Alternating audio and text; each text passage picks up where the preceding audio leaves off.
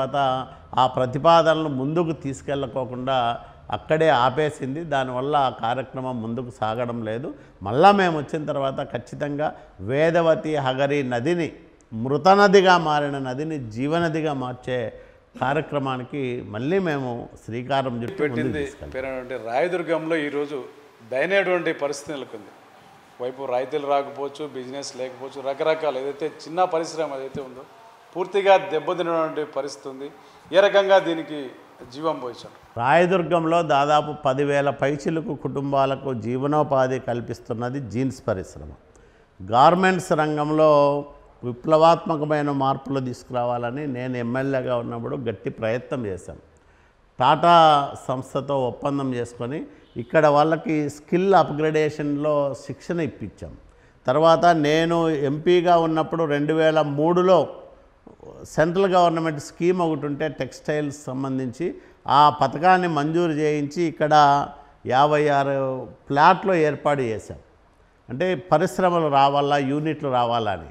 నేను ఆ రోజు భూమి పూజ చేసిన తర్వాత పనులు ఆగిపోయినాయి. మళ్ళా నేను 10 ఏళ్ల తర్వాత ఇక్కడికి ఎమ్మెల్యేగా వస్తే ఆ బూజు దులిపి ఫైళ్ళన్నీ మళ్ళా ఒక 6 యూనిట్లకు నేనే శంకుస్థాపన చేసి 6 యూనిట్లను ప్రారంభం చేశాను. అక్కడ వందలాది మందికి ఉపాధి అవకాశాలు దొరికే విధంగా చేశాం. అయితే ఇప్పుడు కోవిడ్ తర్వాత, కరోనా వచ్చిన తర్వాత ఈ గార్మెంట్స్ పరిశ్రమ పూర్తిగా సంక్షోభంలోకి నెట్టివేయబడింది. చాలామందికి కూలీలు లేక ఇబ్బంది పడుతూ ఉన్నారు. మార్కెటింగ్ సమస్యలు తీవ్రంగా వెన్నాడుతూ ఉన్నాయి ఈ గార్మెంట్స్ యజమానులకు. దానివల్ల పరిశ్రమ సంక్షోభంలోకి కూరుకొని పోతూ ఉంది. దీన్ని రివైవ్ చేయాలంటే ప్రభుత్వం అనుకుంటే తప్ప దీన్ని రివైవ్ చేయలేము. కాబట్టి ఈ ప్రభుత్వం ఆ దిశగా శ్రద్ధ చూపలేదు. నేను ఈ సందర్భంగా బాధ కూడా ఉంది. ఇప్పుడు ఎవరైతే ఈ వైసీపీ సమన్వయకర్త ఉన్నాడో మెట్టు గోవింద్ రెడ్డి, అతనే అభ్యర్థిగానే చెప్పుకుంటూ ఉన్నాడు. అతనికి గార్మెంట్ పరిశ్రమ వల్లనే అతను ఈ స్థాయికి వచ్చాడు. కానీ ఇక్కడ గార్మెంట్స్ పరిశ్రమ సంక్షోభంలో ఉంటే ఒక్క సమావేశం కూడా ఏర్పాటు చేయలేదు. అధికారులతోనూ గార్మెంట్స్ యజమానులతోనూ ఒక సమావేశం ఏర్పాటు చేసి కనీసం వాళ్ళ సమస్యను ప్రభుత్వం దృష్టికి తీసుకుపోయే ప్రయత్నం కూడా చేయలేదు. అట్లాగే ఏపీ ఐఐసి చైర్మన్గా ఉండి నేను ఇక్కడ కాశీపురం క్రాస్ దగ్గర ఒక గార్మెంట్స్ పరిశ్రమ తెస్తానని హామీ ఇచ్చాడు. అక్కడ ఒక ఇథనాల్ పరిశ్రమ తీసుకొస్తా జాజరకాయల దగ్గరైనా హామీ ఇచ్చాడు. ఇక్కడ మురిడి ఈ ప్రాంతంలో అంతా కూడా పెద్ద సోలార్ పార్కు అదాని వాళ్ళతో పెట్టిస్తున్నానని హామీ ఇచ్చాడు. ఇవేవీ కనిపించడం లేదు. 3 సంవత్సరాలుగా అతను చెప్తానే ఉన్నాడు. కానీ ఒక్క అడుగు కూడా ముందుకు పోని దయనీయమైన పరిస్థితి. అంటే ఎమ్మెల్యేగా ఉండి ఏం చేయాల, ఎమ్మెల్సీగా ఉండి ఏం చేయాల, చివరికి ఏపీఐసి చైర్మన్గా ఉండి ఒక కుటీర పరిశ్రమ కూడా రాయదుర్గానికి తీసుకురాలేని అసమర్థుడు మెట్టు గోవింద్ రెడ్డి. అతని వల్ల ₹1 రాయదుర్గానికి ఉపయోగం లేదు. అందువల్లనే ఇంత అసమర్థుణ్ణి మేము ఎన్నుకుంటే మేము మరింత కష్టాలు పాలు కావడం తప్ప మాకు వేరే ఏమీ మేలు జరగదని ప్రజలందరూ కూడా నమ్ముతూ ఉన్నారు. కాబట్టి మెట్టు గోవింద్ రెడ్డి నాయకత్వాన్ని కానీ అభ్యర్థిత్వాన్ని కానీ గట్టిగా వ్యతిరేకిస్తూ ఉన్నారు. ఒకసారి ఎంపీగా, ఒకసారి ఎమ్మెల్యేగా, మంత్రిగా చేసినటువంటి కాలువ శ్రీనివాసులు రాయదుర్గానికి ఏం చేశాడంటే ఏం చెప్తారు? రాయదుర్గానికి నేను చేసిన కార్యక్రమాలు 100 ఉన్నాయి. కాలువ శ్రీనివాసుల కంటే ముందు, కాలువ శ్రీనివాసుల తర్వాత రాయదుర్గం అని నేను గర్వంగా చెప్పుకుంటాను. ఈ 30 సంవత్సరాలుగా పట్టణంలో రహదారి విస్తరణ ఆగిపోయింది. నేను వచ్చిన తర్వాత రహదారిని విస్తరించా 23 కోట్ల రూపాయలు ఖర్చు పెట్టి.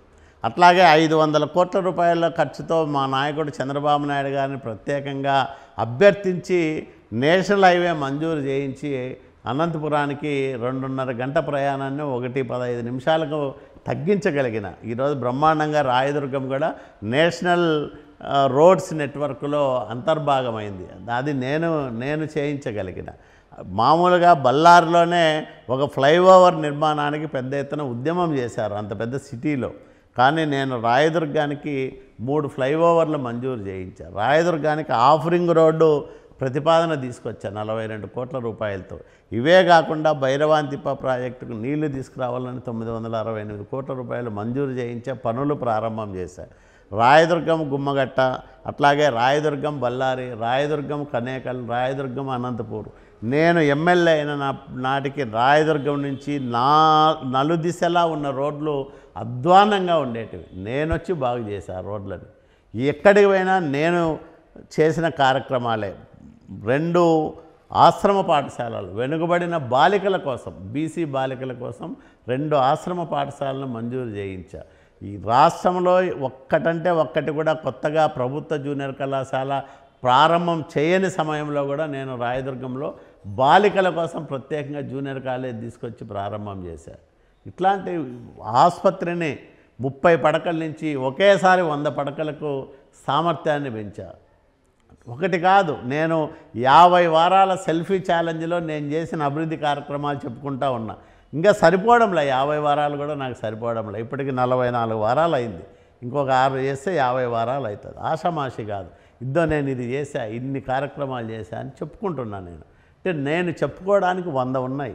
మెట్టుగోవిందరెడ్డికి ఒకటి కూడా లేదు.